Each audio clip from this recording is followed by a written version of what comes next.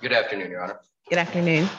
Robert Bowers for Jaden Perkins. Mr. Perkins is coming forward. He is present before the court to my right in custody. Christina Stiffer on behalf of the state. Your Honor, we do have a proposed disposition for the court, if I may proceed. Yes. Your Honor, at this time, Mr. Perkins has authorized counsel to withdraw his previous entered plea of not guilty. We would be entering a plea of guilty to the two-count information in this matter. Your Honor, count one is attempted murder in the second degree of a law enforcement officer. This is a mandatory life felony. I have provided in the plea form that will be waived for the purpose of the proposed disposition. And count two is resisting an officer with violence, a felony in the third degree carrying up to 5 years. And Your Honor, the proposed disposition in this matter in regards to count one is that Mr. Perkins will plead guilty. He'll be adjudicated guilty. He'll be sentenced to 10 years in the Florida State Prison. He has 721 days credit. And Your Honor, count one will be followed by 10 years of drug offender probation. And Your Honor, the back page of the 3-page plea form lays out the 8 conditions of which the parties are in agreement in regards to that probationary portion. And count two will be a concurrent sentence of 5 years in the Florida State Prison with 721 days credit. Thank you. And Your Honor, I'm not aware of any DNA that would exonerate my client. I'll stipulate to a factual basis for purposes of the plea. And I do have the executed plea form as well as the waiver of PSI that are executed. And additionally, we're asking the court to reserve jurisdiction for 60 days for the purposes of any restitution in this matter. I believe based on a new case that I saw, I'm just going to reserve jurisdiction for restitution period, especially since he's going to be on probation. We impose the 60 days, but I don't think that it's enforceable. So I'll just reserve. Okay. Yes, Understood. And Your Honor, at this time, may I provide the executed plea forms to the court? Yes.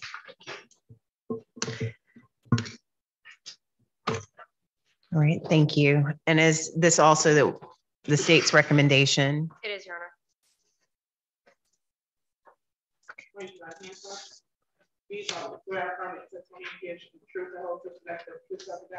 Yes, ma'am.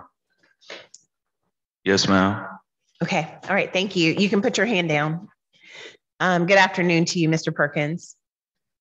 Have you had enough time to go over the allegations against you, any defenses that you have to those allegations, and ask all the questions that you needed before you decided to enter this plea of guilty? Yes, ma'am, I have. Okay.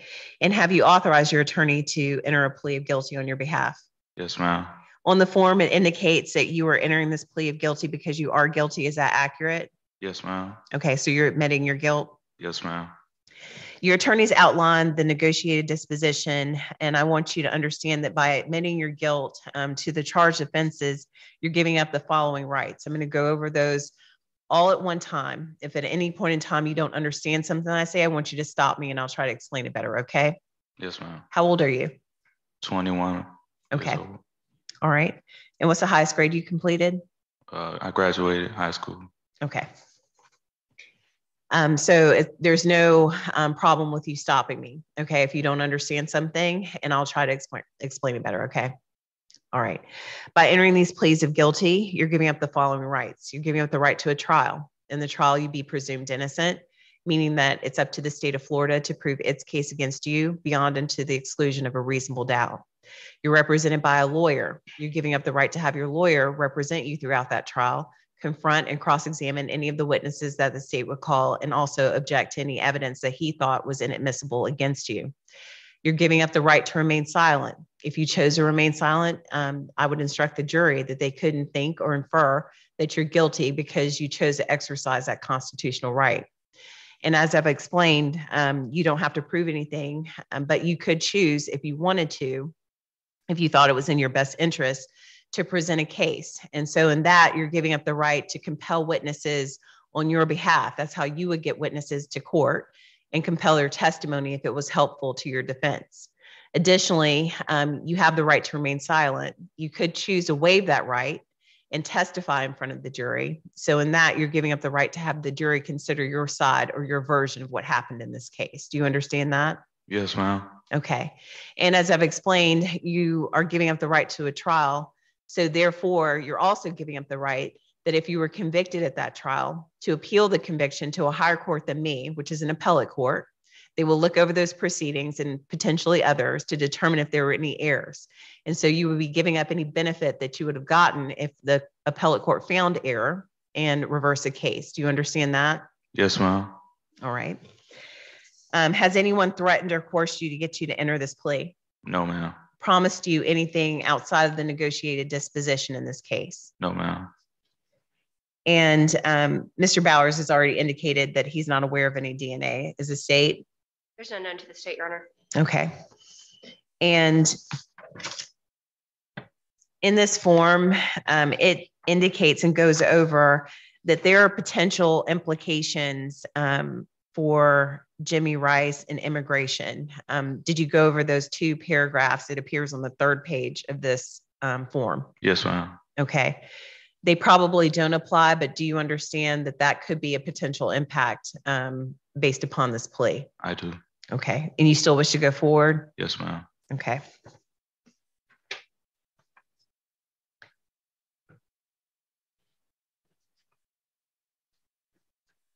Are you currently under the influence of any drug, alcohol, or medical condition, or any condition that would impact your ability to understand what's going on here today?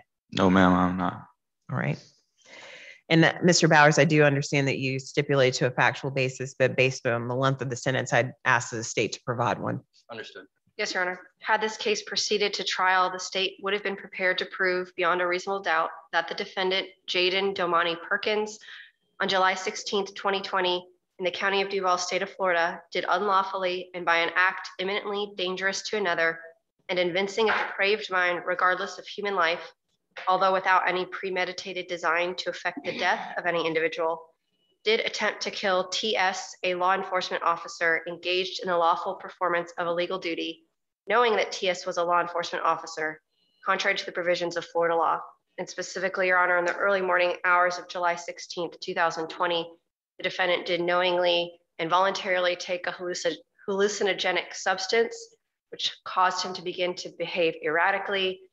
He went to a restaurant in the Atlantic Beach area and harassed or encountered some of the employees there who called for police services. Officer TS from the Atlantic Beach Police Department responded, was knocked unconscious by this defendant, and this defendant did begin to kick and beat on him. As to count 2, the state would have proved that the defendant did knowingly and willfully resist, obstruct, or oppose DJ, an officer of the Atlantic Beach Police Department, in the lawful execution of a legal duty by offering or doing violence to said person, contrary to the provisions of Florida law. Specifically, when backup officers from the Atlantic Beach Police Department arrived, the defendant initially complied with their orders, but then made threats and ran towards the officer, attempting to grab his firearm. Subsequently, the responding officers discharged their firearms and the defendant was struck. Okay. The court, and you also stipulate, as you previously indicated. Yes, ma'am. All right. The court will find that there is a sufficient factual basis to accept the pleas as to attempted murder in the 2nd degree and also resisting an officer without violence. All right. Mr. Perkins, the court will find that your plea is freely, knowingly, and voluntarily entered with a full understanding of the nature, terms, and consequences of your plea. And I'm signing the form indicating my findings. Does the state of Florida have any evidence to present prior to sentencing? I do, Your Honor. Officer Stafford is present and he has asked me to read a victim impact statement on his behalf. I'm going to have him come forward while I read it. Thank you. And as the officer is coming forward, I am signing the waiver of pre-sentence investigation report. Do you agree not to have that filed or prepared in your case, Mr. Perkins? I'm sorry. The waiver of the pre-sentence investigation. Do you agree to not have that prepared in your case? Yes, ma'am. Okay, and I'll accept that waiver as freely and voluntarily entered. All right, Ms. Stifler. Yes, Your Honor. And Officer Stafford, the victim in this case, is present. He's been involved in this case during its pendency, and he is in agreement with this disposition. As Your Honor is aware, we did have a sit-down meeting with Officer Stafford and the defendant and counsel, as well as his commander, at which time they were able to speak. And then this is the statement that Officer Stafford has provided. July 16th, 2020 is a day that I can't remember, but also a day that I will never forget. The attack left me bloody, unconscious, and severely injured. I awoke in the hospital without any knowledge or understanding as to what had occurred or why I was there. Investigators explained to me that someone had tried to kill me. However, I was saved by Officer Joyner's intervention. I could not understand why anyone would try to kill me. I spent 30 years in law enforcement with the desire to help people. Why would someone want to kill me? I had to call my family and tell them that I had been transported to the hospital by rescue, but I didn't know why or what had happened. I knew this call had to be terrifying to my family. The thought that I was almost taken from my family was terrifying to me. The looks on the faces of family, coworkers, and investigators when they saw me let me know that my injuries were very significant. The lack of knowledge or any memory of the incident was even more concerning to me than the visible injuries. I was advised that I would need facial reconstructive surgery. I was also advised that my eye would need to be raised as it was depressed as a result of the countless blows sustained to my head and face. I've had several surgeries as a result of this senseless attack. Visually, I have been left with only minor scars. Physically, I have been left with a traumatic brain injury, neurological injuries, a cervical spine injury, a spinal cord injury, a torn rotator cuff, left arm, wrist, and hand injuries, a left eye injury to include drastically reduced vision, vestibular injuries to include reduced hearing and tinnitus, a balance disorder and vertigo, severe headaches, cognitive issues, and severe pain throughout my entire body. Collectively, the senseless attack and sustained injuries have taken away my career as a law enforcement officer. These injuries have taken away my abilities to do many things that brought me enjoyment in life. These injuries have taken away so much from me and my family. These injuries took a police officer from the community and the department. The injuries have had a tremendous emotional effect on me and my family. We have all endured so much stress and uncertainty as to my recovery and future. There's been added stress battling with workers' comp insurance carrier for needed evaluations, treatments, and surgeries. The senseless attack and sustained injuries have had a profound impact on every facet of my life. There is not a day that goes by that is not directly affected by this senseless attack on July 16th, 2020. I pray daily for everyone that this incident has affected, including you, Jaden Perkins. I pray for my family and friends as they have lost a lot of the person that I used to be. I pray for you, Jaden Perkins, and your family, as I know they have lost a lot of the person that you used to be. I pray that God uses your life and mine to have a positive impact on the lives of those around us. I refuse to live with hate or anger on my mind or in my heart. We live in a world where there has to be law and order to maintain peace, safety, life, and liberty. There has to be consequences to injustices to law and order. I've spent 30 years in a career seeking exactly that for our community. I cannot change the attack that occurred on July 16th, 2020, or the profound effect it has had on both of our lives. I do, however, refuse to live with hate on my mind or in my heart. One of God's greatest gifts to us is forgiveness. Although I will never forget the horrible attack that occurred on July 16th, Jaden Perkins, I do forgive you and hope that God blesses you and your family. Officer Stafford, police officer with the City of Atlantic Beach, retired officer with the Jacksonville Sheriff's Office. And Your Honor, a copy for filing. Yes. If you'll mark that as State's Exhibit 1. Officer Stafford, thank you. Thank you for your service, and thank you so much for your grace. There's a lot of power in that. And you have, it looks like an entire community that's there to support you.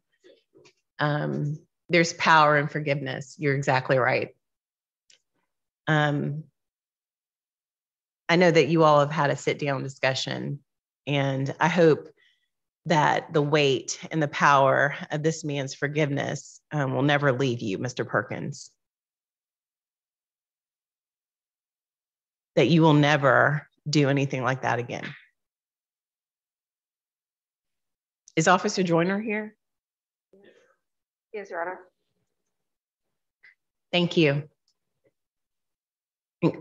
Absolutely incredible. Thank you.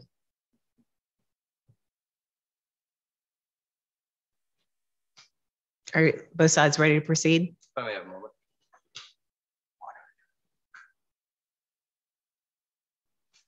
Your Honor, would the court allow Mr. Perkins an opportunity to address the parties? Yes. I'm not gonna say too much, but I just want to say thank you for giving me a chance to prove myself and to become a better man, because I'm not proud of having this type of impact on so many people. And Mr. Stafford, I thank you. I remember our conversation. I will always remember our conversation. And I want you to know that my words mean something, and that I'll work from this day to become a better man and to help whoever I can along the way. And I hope you can still find some sort of joy. I'm done. Thank you. Thank you. Okay. Mr. Perkins, you're getting ready to serve a prison sentence. You can either use that time to become worse, or you can use that time to become better. I hope your words do mean something. All right. Are both sides ready to proceed? Yes, Your Honor. Yes, Your Honor. Mr. Perkins, based upon your pleas of guilty, the court will follow the negotiated disposition. As it relates to count one, the court will adjudicate you guilty, sentence you to 10 years in the Florida State Prison with credit for 721 days. As it relates to count two, the court will also adjudicate you guilty, sentence you to 5 years in the Florida State Prison with credit for 721 days. As to count one, your incarceration will be followed by 10 years of drug offender probation. And that is to complete the following special conditions. All general conditions will apply, as well as you will participate in Operation New Hope or the equivalent of a reentry program. You will either be a full-time student or maintain full-time employment, or if neither one of those are available, you will make 5 job applications per week. Additionally, you will undergo a task evaluation and do any recommended follow-up treatment. This court, at the request of your counsel and without objection by the state of Florida, will enter a separate order indicating that this court will make a non-binding recommendation to the Department of Corrections that you serve your sentence in a facility that would aid you in some type of drug treatment during the course of your prison sentence. And then hopefully that will give you a head start on the drug offender probation that you are to follow after your incarceration. Counts 1 and 2 will run concurrently with each other. The court will impose court costs in the amount of, I'm sorry, I didn't finish the special conditions, I apologize. You will participate in all requested law enforcement training exercises and seminars. You will go to at least 5 high school speaking engagements about consequences of first-time drug use. You will complete 100 hours of community service.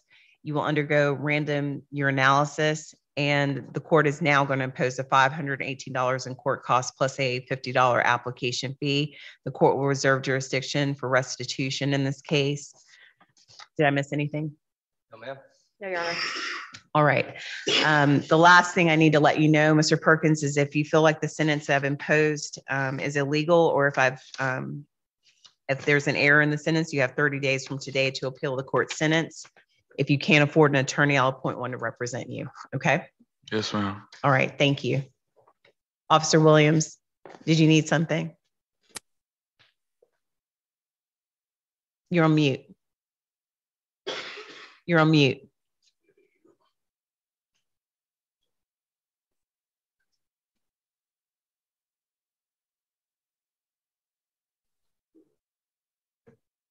Could you try again? Officer Williams, you must not be connected to the audio. All right, just have him sit on the side and they'll communicate with Officer Williams. Yes, are you waiving the life? Yes, Your Honor, the state would waive the statutory enhancement. Okay. Does she need to sign anything? 782.065. Okay. Thank you, Your Honor. All right, thank you. Thank the court for its time. Your Honor may be excused. Yes, thank you. Thank you. Your Honor may be excused. Yes. Can you sign this one, please? Mhm.